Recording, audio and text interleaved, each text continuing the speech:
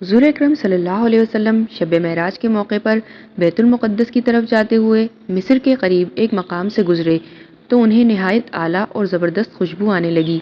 آپ صلی اللہ علیہ وسلم نے حضرت جبرائیل علیہ السلام سے پوچھا کہ یہ خوشبو کیسی ہے؟ جواب ملا کہ فرعون کی بیٹی کی باندی مشاطہ اور اس کی اولاد کی قبر سے آ رہی ہے۔ پھر حضرت جبرائیل علیہ السلام نے اس کا قصہ بیان کیا کہ مشاطہ فرعون کی بیٹی کی خادمہ تھی اور وہ خفیہ طور پر اسلام لا چکی تھی۔ ایک دن فرعون کی لڑکی کو کنگھی کرتے ہوئے اس کے ہاتھ سے اتفاقاً کنگھی گر پڑی۔ وہ اٹھانے لگی تو اس کی زبان سے بے ساختہ بسم اللہ نکل گیا۔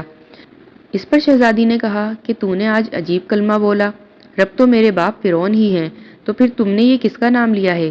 اس نے جواب دیا، فرعون رب نہیں بلکہ رب وہ اللہ ہے جو مجھے اور تجھے اور خود فرعون کو روزی دیتا ہے۔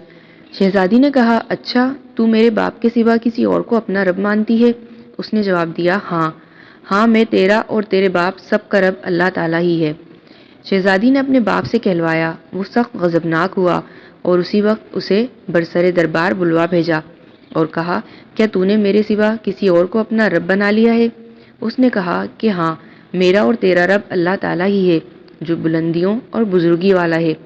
فرعون نے اس وقت حکم دیا کہ تانبے کی جو گائے بنی ہوئی ہے اس کو خوب تپایا جائے اور جب بالکل آگ جیسی ہو جائے تو اس کے بچوں کو ایک ایک کر کے اس میں ڈال دیا جائے، آخر میں خود اسے بھی اس میں ڈال دیا جائے۔ چنانچہ وہ گرم کی گئی، جب آگ جیسی ہو گئی تو حکم دیا کہ اس کے بچے کو ایک ایک کر کے اس میں ڈالنا شروع کرو۔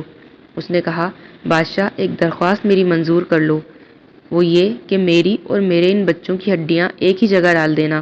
اس نے کہا، اچھا تیرے کچھ حقوق ہمارے ذمے ہیں اس لیے یہ منظور ہے۔ اس کی دونوں بچیاں اس کی آنکھوں کے سامنے اس میں ڈال دی گئیں اور وہ فوراً جل کر راکھ ہو گئیں۔ پھر سب سے چھوٹے کی باری آئی جو ماں کی چھاتی سے لگا ہوا دودھ پی رہا تھا۔